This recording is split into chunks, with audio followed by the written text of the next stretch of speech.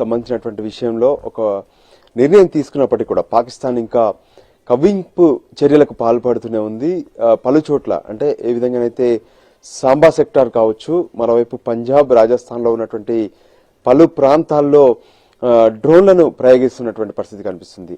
సాయంత్రం 5 గంటలకు ఏ విధంగానైతే DGMOs రెండు దేశాల మధ్య భారత్ పాక్ మధ్య ఉన్నటువంటి పరిస్థితులు, అంతేకాదు సీజ్ ఫైర్ ఒప్పందాన్ని కంటిన్యూ చేస్తున్నాము, ఒక్క బుల్లెట్ కూడా ఇరు దేశాలు పేల్చడానికి వీల్లేదు అంటూ కూడా వాళ్ళు నిర్ణయం తీసుకున్నారు.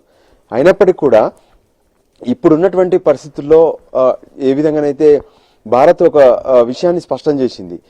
స్వయంగా ప్రధానమంత్రి నరేంద్ర మోడీ మాట్లాడుతూ ఒకవేళ పాకిస్తాన్ ఒక బుల్లెట్ వేసినా సరే ఖచ్చితంగా దానికి మిసైల్తో సమాధానం చెప్తామంటూ కూడా ప్రధానమంత్రి ఇప్పటికే స్పష్టం చేశారు. అంతేకాదు పాకిస్తాన్లో ఉన్నటువంటి ఉగ్రవాదులకు సంబంధించినటువంటి స్థావరాలను వాళ్ళను పూర్తి స్థాయిలో అంతమొందించేంత వరకు ఆపరేషన్ సింధూర్ మాత్రం కంటిన్యూ అవుతుందనే విషయాన్ని కూడా ప్రధానమంత్రి స్పష్టం చేశారు. సో దానికి అనుగుణంగానే ప్రస్తుతం కొంత పరిస్థితులు ఉద్రిక్తంగానే కనిపిస్తున్నాయి. ఒకవైపు సీజ్ ఫైర్ ఒప్పందం ఉన్నప్పటికీ కూడా మనం ఒకసారి బయట ఉన్నటువంటి పరిస్థితులను చూద్దాము. ఇంకా చిమ్మ చీకట్లోనే అక్కడక్కడ కొంత లైటింగ్ కనిపిస్తున్నప్పటికీ కూడా చిమ్మ చీకట్లోనే జమ్మూ మొత్తం కూడా కనిపిస్తుంది. ఎందుకంటే ఒక్కసారిగా ఏ విధంగా పాక్ కాల్పుల విరమణకు సంబంధించినటువంటి ఒప్పందాన్ని ఉల్లంఘించడం, ఆ తర్వాత డ్రోన్స్ కలకలం మాత్రం ఇప్పుడు ప్రతి ఒక్కరిని టెన్షన్ పెట్టిస్తున్నటువంటి పరిస్థితి కనిపిస్తుంది. వాస్తవానికి ఇదే పరిస్థితులు మనం చూసాము. శనివారం ఏ విధంగానైతే 5 గంటల నుంచి సీజ్ ఫైర్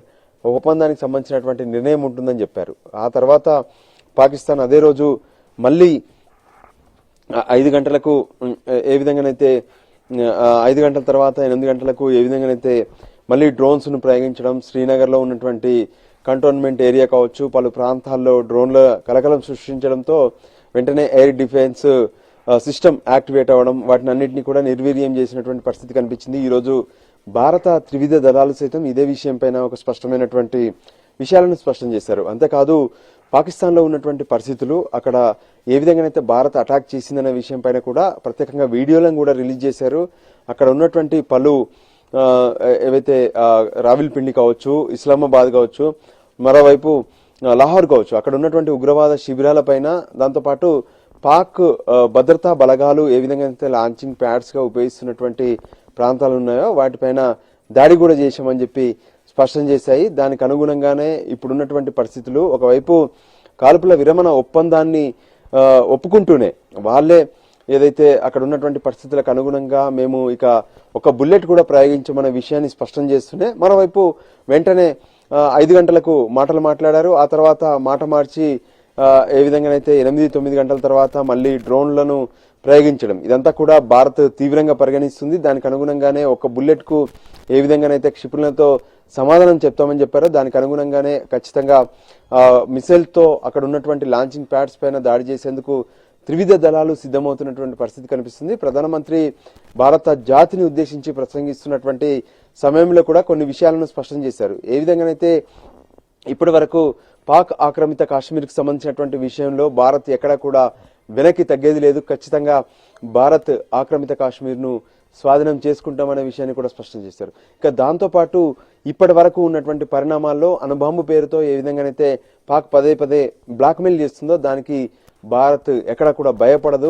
ఈ విషయంలో ఉగ్రవాదులను అంతమొందించేంత వరకు భారత్ వెనక్కి తగ్గదనే విషయాన్ని కూడా స్పష్టం చేశారు. ఇప్పటి వరకు జరిగినటువంటి పరిణామాలు, పాక్ లో ఉన్నటువంటి విధ్వంసం చేసినటువంటి భారత్ త్రివిధ దళాలను కూడా ఆయన అభినందించినటువంటి పరిస్థితి కనిపించింది. మొత్తానికి పాక్ మరోసారి ఇప్పటికైతే భారత్ మీద కొన్ని చోట్ల డ్రోన్స్ తో కలకలం సృష్టిస్తున్నటువంటి పరిస్థితి కనిపిస్తుంది.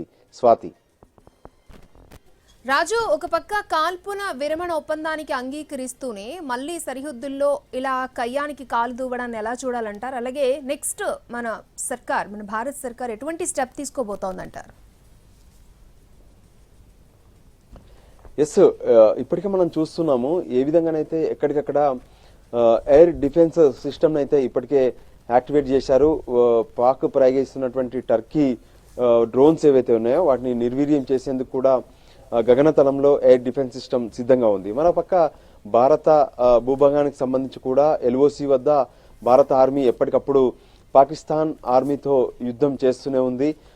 ఏవైతే ఎల్ఓసి ప్రాంతాల్లో ఉన్నటువంటి పరిస్థితులు కావచ్చు, అక్కడ ఉద్రిక్త పరిస్థితులు ఉన్నప్పటికీ కూడా పాక్ ఒకవైపు ఏదైతే కోటా నుంచి అంటే అక్కడ ఉన్నటువంటి కొండల నుంచి ఒకవైపు సాధారణ ప్రజలపై దాడి చేస్తున్నటువంటి క్రమంలో కూడా భారత్ ఇదే విషయంలో ఒక స్పష్టమైనటువంటి సందేశాన్ని ఇచ్చింది. భారత్లో ఉన్నటువంటి సాధారణ ప్రజలను టార్గెట్ చేస్తూ భారత్ లో ఉన్నటువంటి ఏదైతే ఇతర ప్రాంతాలను టార్గెట్ చేస్తుంది పాక్, ఖచ్చితంగా వాళ్ళకు సరైనటువంటి బుద్ధి చెప్తాము.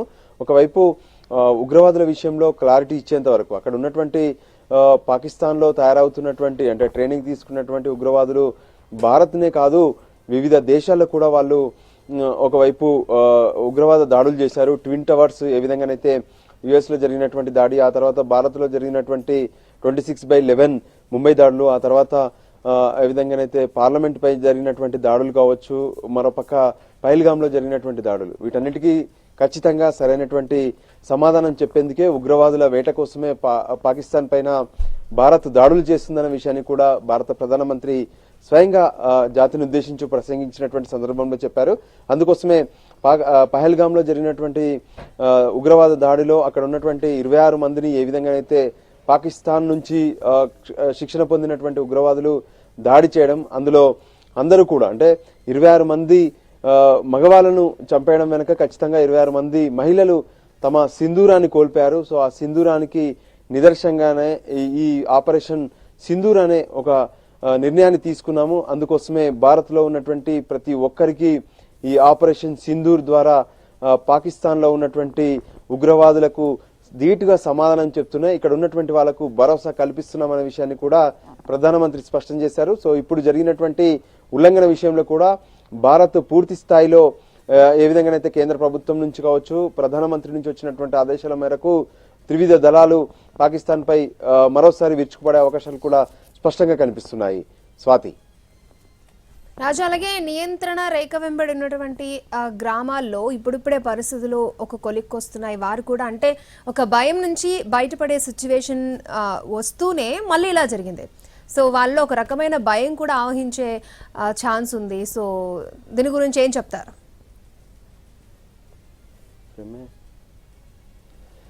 ఎస్ స్వాతి, నిజంగా అంటే గత 6 రోజులుగా జమ్మూ కాశ్మీర్తో పాటు రాజస్థాన్, పంజాబ్, గుజరాత్ లో ఉన్నటువంటి నియంత్రణ రేఖ వెంబడి దగ్గరగా ఉన్నటువంటి గ్రామాల్లో ఒక టెన్షన్ పరిస్థితి కనిపించింది. పూంచ్ ఏదైతే పాకిస్తాన్ ఆక్రమిత కాశ్మీర్ ఉందో అక్కడ సరిగ్గా 1 కిలోమీటర్ రేంజ్ దూరంలోనే పూంచ్ ఉంటుంది.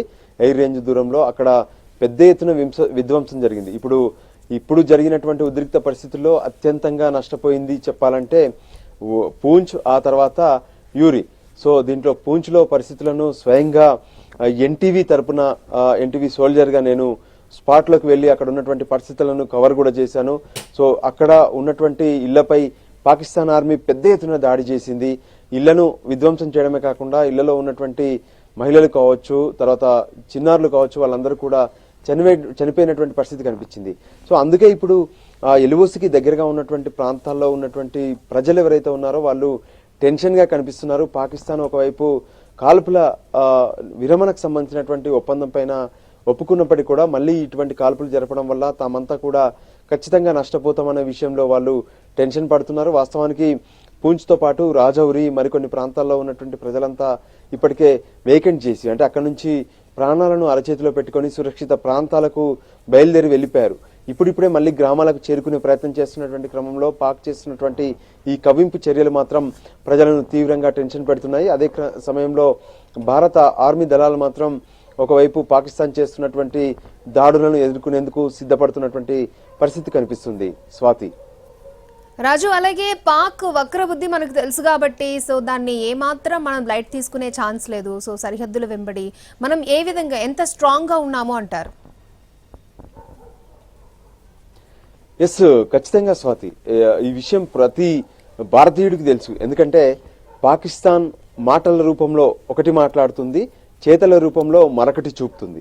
మనము శనివారం రోజు కూడా చూసాము. శనివారం రోజు తొలుత ఏ విధంగానైతే అటు భారత్ పాక్ సంబంధించినటువంటి డీజీఎంఓల హాట్ లైన్ మీటింగ్ జరిగింది. హాట్ లైన్ టెలిఫోన్ సంభాషణలో కూడా వాళ్ళతో జరిగినటువంటి సంభాషణలో ఒకటే సీజ్ ఫైర్ ఒప్పందానికి ఇద్దరం కూడా నిర్ణయం తీసుకుందామనే విషయాన్ని పాకే తొలుత భారత్తో సంప్రదింపులు జరిపింది. దాంతో భారత్ ఓకే అని చెప్పింది. కానీ అదే రోజు రాత్రి మళ్ళీ 8 గంటలకు శ్రీనగర్ ఏదైతే జమ్మూ కాశ్మీర్ కు కీలకమైనటువంటి రాజధానిగా ఉండడమే కాకుండా డిఫెన్స్ స్థావరాలు ఆపరేషన్స్ మొత్తం కూడా శ్రీనగర్ నుంచి జరుగుతూ ఉంటాయి. అలాంటి శ్రీనగర్ లో కూడా వాళ్ళు టార్గెట్ చేస్తూ బాదామి బాగ్ లో ఉన్నటువంటి కంటోన్మెంట్ ఏరియాలో డ్రోన్స్ ను ప్రయోగించే ప్రయత్నం చేశారు. అదే సమయంలో భారత్ సంబంధించినటువంటి ఎయిర్ డిఫెన్స్ సిస్టమ్ యాక్టివేట్ అవ్వడం, అక్కడ ఉన్నటువంటి ఏదైతే పాకిస్తాన్ ప్రయోగించినటువంటి డ్రోన్ ను నిర్వీర్యం చేసినటువంటిది కూడా మనం స్వయంగా చూసాం. సో అటువంటి పరిస్థితుల్లో భారత్ త్రివిధ దళాలు కూడా పూర్తి స్థాయిలో సిద్ధంగా ఉన్నాయి. భారత్ ఇచ్చినటువంటి మాట ప్రకారం సిద్ధంగా ఉండదు,